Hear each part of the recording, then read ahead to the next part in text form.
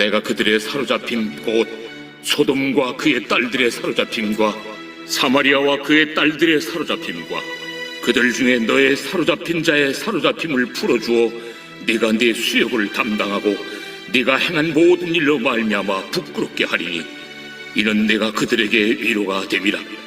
내 아우 소돔과 그의 딸들이 옛 지위를 회복할 것이요 사마리아와 그의 딸들도 그의 옛 지위를 회복할 것이며 너와 네 딸들도 너의 옛 지위를 회복할 것이니라. 내가 교만하던 때에 내 아우 소돔을 내 입으로 말하지도 아니하였나니 곧 내 악이 드러나기 전이며 아람의 딸들이 너를 능욕하기 전이며 너의 사방에 둘러있는 블레셋의 딸들이 너를 멸시하기 전이니라. 내 음란과 내 가증한 일을 내가 담당하였느니라. 나 여호와의 말이니라. 나 주 여호와가 이같이 말하노라. 내가 맹세를 멸시하여 언약을 배반하였은즉 내가 내 행한 대로 내게 행하리라. 그러나 내가 너의 어렸을 때에 너와 세운 언약을 기억하고 너와 영원한 언약을 세우리라. 내가 내 형과 아우를 접대할 때에 내 행위를 기억하고 부끄러워할 것이라.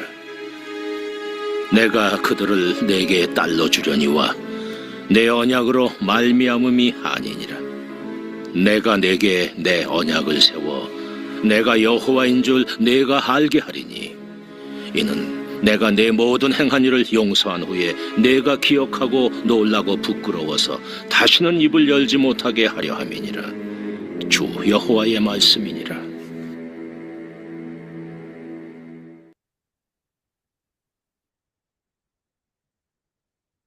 네, 오늘 본문 말씀에서는 소돔과 사마리아 사람들과 유대 백성들의 회복에 대한 말씀을 주시고 있습니다. 어제 본문에서는 소돔과 사마리아와 유대 백성을 심판하신다고 했습니다. 죄 때문입니다. 하나님께서는 죄에서 유대 백성들을 구원하기 위하여 유대 백성들을 심판하신다라는 것입니다. 유대 백성들이 우상 숭배에 빠졌습니다. 정말 많은 죄를 지으면서 우상 숭배를 하였죠. 자녀들을 죽여서 인신 제사를 통해서 우상 숭배를 하였습니다. 자녀들이 무슨 힘이 있겠습니까? 그 어린 아이들을 불태워서 우상에게 제사를 드린 것입니다. 왜 그렇게 했습니까? 한 명을 불태워서 제사를 지내면 나머지 가족들이 부자고 또 평안하게 잘 산다는 이러한 욕심 때문에 우상 숭배를 행한 것입니다. 또한 그들은 자신의 욕심 때문에 가난한 자, 연약한 자, 병든 자를 짓밟고 또 그들의 것을 빼앗았습니다. 또 그들에게 불이하게 대하였습니다. 이러한 죄된 삶에서 구원시키고자 하나님은 죄에 대한 심판을 내리신 것입니다. 오늘 본문에서는 회복에 대한 말씀을 주십니다. 죄의 심판의 말씀을 듣고 또 그들이 회개한 다음에 하나님께서는 회복을 시켜주신다라는 말씀을 주시는 것이죠. 유대 백성이 회복이 일어나기 전에 소돔과 사마리아 성사람들을 회복시켜 주신다라고 하였습니다. 역사적으로 보면 소돔은 심판을 받아서 불로 심판받아서 다 죽었습니다. 회복이 일어날 수가 없는 것이죠.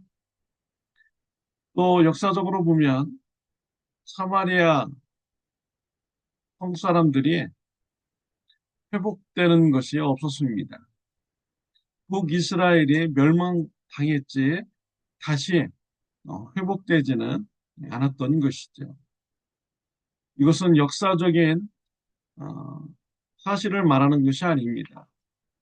영적인 의미를 말하는 것이지. 우리 예수님께서 요한복음 4장에 보면 사마리아 지역에 가셨습니다. 우물가에 있는 여인에게 메시아임을 드러내셨습니다. 우물가에 앉았던 이 사마리아 여인은 메시아를 만나고 마을로 달려갔습니다. 메시아를 만났다라고 전합니다. 사마리아 성 사람들이 나와서 예수님을 말씀을 듣고 믿게 되었습니다. 사마리아 성 사람들이 예수님을 믿고 구원받는 은혜가 임하게 된 것입니다. 이러한 영적인 회복을 말하는 것이죠. 예수님은 또 이스라엘에서 복음을 전했습니다. 유대 백성들 중에 예수님을 영접한 자는 구원함을 받습니다. 회복이 일어나게 되는 것입니다. 그러나 예수님을 영접하지 않는 자는 회복이 일어나지 않는 것이죠. 영원한 심판 가운데 빠지게 되는 것입니다. 또 사도행전 8장 5절 6절 말씀에 보면은 사마리아 지역에 빌립 집사님이 갑니다. 복음을 전하였습니다. 사도행전 8장 5절 6절에 보면 빌립이 사마리아 성에 내려가 그리스도를 백성에게 전파하니 무리가 빌립의 말도 듣고 행하는 표적도 보고 한 마음으로 그가 하는 말을 따르더라. 예수님이 부활 승천하신 후에 성령이 예루살렘 교회에 임하였습니다. 그중에 빌립 집사님이 사마리아의 지역에 가서 복음을 전하고 많은 사람들이 어, 표적도 보고 그리고 구원의 역사가 그곳에 있게 되었습니다. 유대 백성들 중에 예수님을 믿는 자들이 회복이 일어났고요. 사마리아 지역에 예수님을 믿는 자들이 회복이 일어났습니다. 오늘 본문에 보면 60절에 보면 언약에 대한 말씀이 있습니다.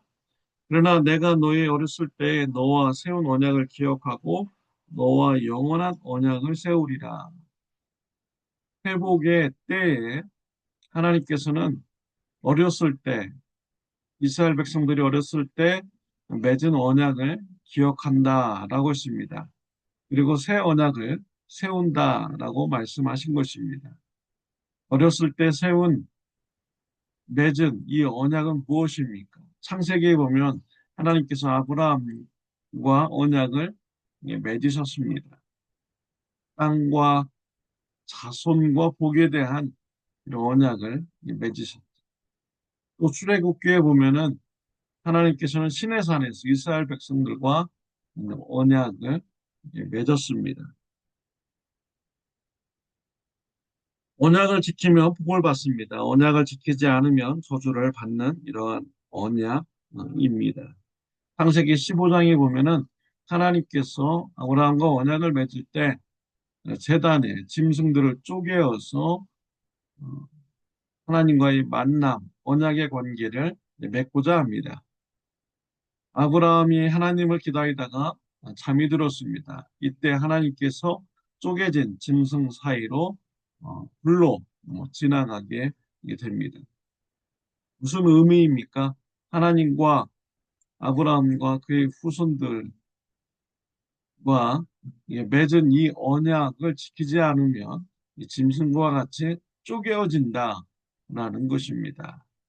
그런데 그 언약의 길을 하나님 홀로 지나가신 것입니다. 하나님께서 그의 몸을 쪼개겠다라는 이러한 의미인 것이죠. 언약을 지키지 않으면 내 몸이 쪼개지겠다라는 이러한 의미인 것입니다. 예수 그리스도를 상징하는 것입니다. 하나님의 백성들은 하나님과 언약을 지키지 못하였죠. 그때 이스라엘 백성들이 쪼개져야 되는데 하나님의 아들 예수 그리스도께서 이 땅에 오신 것입니다. 십자가에서 그의 몸이 쪼개지신 것입니다. 그리고 예수님께서는요, 그의 백성들에게 새 언약을 주셨습니다. 마태복음 26장 28절, 이것은 죄의 사함을 얻게 하려고 많은 사람을 위하여 흘리는 바 나의 피 곧 언약의 피니라 라고 했습니다. 예수님께서는 새로운 언약을 맺어 주셨습니다. 십자가의 피의 언약을 맺어 주셨습니다. 죄인이 예수 그리스도의 십자가의 피를, 대속의 피를 믿는 자는 죄 사함 받고 구원받는 이러한 은혜를 받는다라는 새 언약을 맺게 된 것입니다. 예수님의 언약의 피는 영원한 언약의 피인 것이죠. 63절 말씀에 보면요, 이는 내가 네 모든 행한 일을 용서한 후에 네가 기억하고 놀라고 부끄러워서 다시는 입을 열지 못하게 하려 함이니라. 주 여호와의 말씀이니라.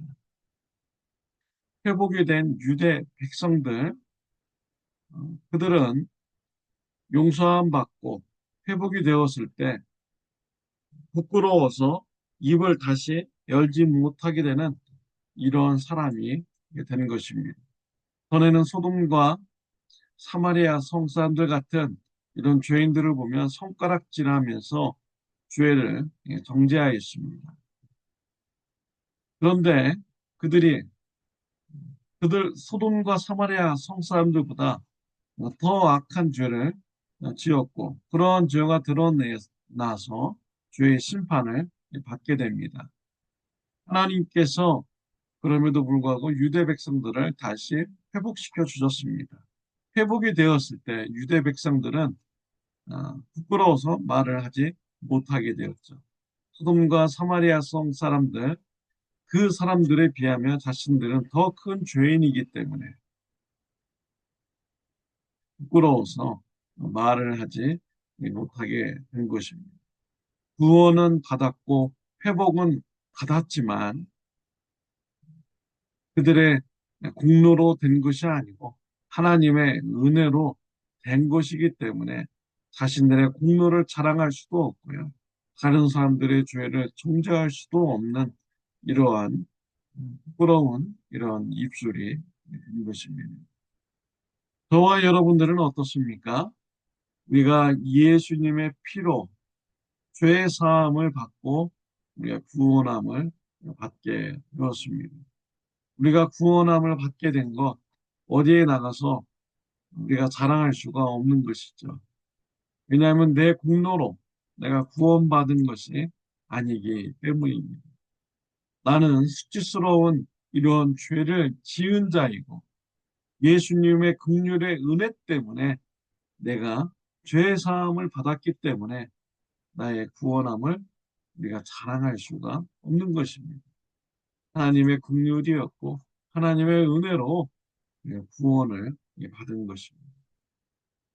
우리는 하나님 앞에서 우리가 겸손해야겠습니다. 내 공로를 자랑해서는 안 되는 것이다. 하나님의 은혜로 하나님의 긍휼로 죄의 사함 받았음을 우리가 알고 하나님 앞에 겸손하게 신앙생활하는 저와 여러분들이 되시기를 바랍니다. 또한 다른 사람들의 이런 잘못된 정을 보았을 때 나도 그들과 같은 이런 죄인이었지만 하나님의 긍휼하심을 따라서 구원받았다라는 것을 기억하고 그들 앞에서도 우리가 정죄하는 이러한 일이 없어야겠습니다. 겸손한 우리가 마음으로 성도들과 교제하고 하나님 앞에 겸손한 마음으로 우리가 신앙생활하는 저와 여러분들이 되시기를 바랍니다. 기도드리겠습니다. 하나님 아버지 감사합니다. 죄인인 우리를 예수님의 보혈의 피로 죄사해 주시고 구원받게 해주시니 감사합니다. 예수님의 새 언약으로서 우리가 구원받게 해주시니 하나님 아버지 감사합니다. 내가 사람 앞에서나 하나님 앞에서 교만치 않게 하여 주옵시고 그러니까 늘 겸손하게 신앙생활하는 자가 되게 하여 주옵소서. 예수님의 이름으로 기도드렸습니다. 아멘. 좋은 하루 되시기를 바랍니다.